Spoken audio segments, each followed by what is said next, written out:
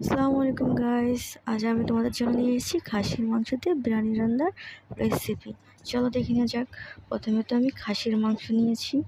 খাসির মাংস নেওয়ার পরে এর ভিতরে আমি দিয়েছি পেঁয়াজ কুচি, দিয়েছি আদা রসুন বাটা, দিয়েছি মরিচের গুঁড়া, তারপর দিয়েছি ধনিয়া গুঁড়া, তারপর দিয়েছি জিরা গুঁড়া, তারপর দিয়েছি গরম মশলা, তারপরে দিয়েছি লবণ স্বাদ মতো, তারপর দিয়েছি বিরিয়ানি মশলা, তারপর দিয়েছি বাদামের পেস্ট, তারপর দিয়েছি টক দই দেওয়ার পরে দিয়েছি তেল দেওয়ার পরে এটাকে আমি হাত দিয়ে মাখিয়ে নিয়েছি।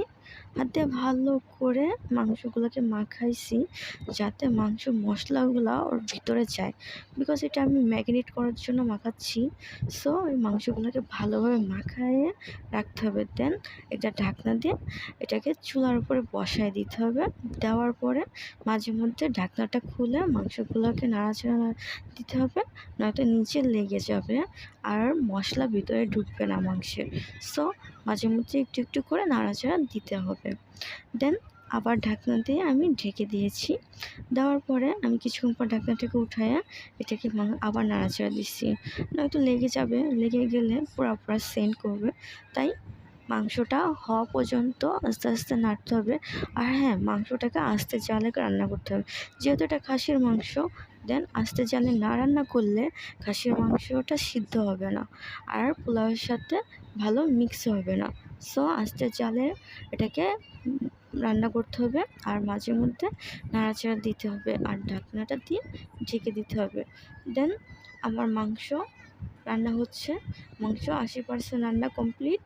এরপর আমি পোলাওটা রান্নার রেসিপি করতেছি। প্রথমে গরম পানি নিয়েছি, তার মধ্যে তেল দিয়েছি, গরম মশলা দিয়েছি, দেওয়ার পরে আমি বাসমতি চাল দিয়েছি। বাসমতি চালটা দেওয়ার পরে এটাকে আমি নাড়াচাড়া দিয়ে নিচ্ছি। নেওয়ার পরে আমার রান্না মনে করো ভাত কমপ্লিট হয়ে গেছে 80%। এই ভাত 80% কমপ্লিট হওয়ার পরে আমি এই ভাতটাকে ওই যে খাসির মাংসটা রান্না করে রাখছিলাম, খাসির মাংসের ভিতরে কিছুটা আলু দিছি। আলু দেওয়ার পরে একটু পেস্তা দিয়েছি। পেস্তা দেওয়ার পরে আমি যে বাসমতি চালটা রান্না করছিলাম, সেই রান্না করা বাসমতি চালটাকে আমি খাসির মাংসের উপরে দিয়ে দিয়েছি। খাসির মাংসের উপরে দেওয়ার পরে এর ভিতরে আমি আবার কিছুটা আলু আর কিছুটা পেঁয়াজের বেস্তা দিয়েছি।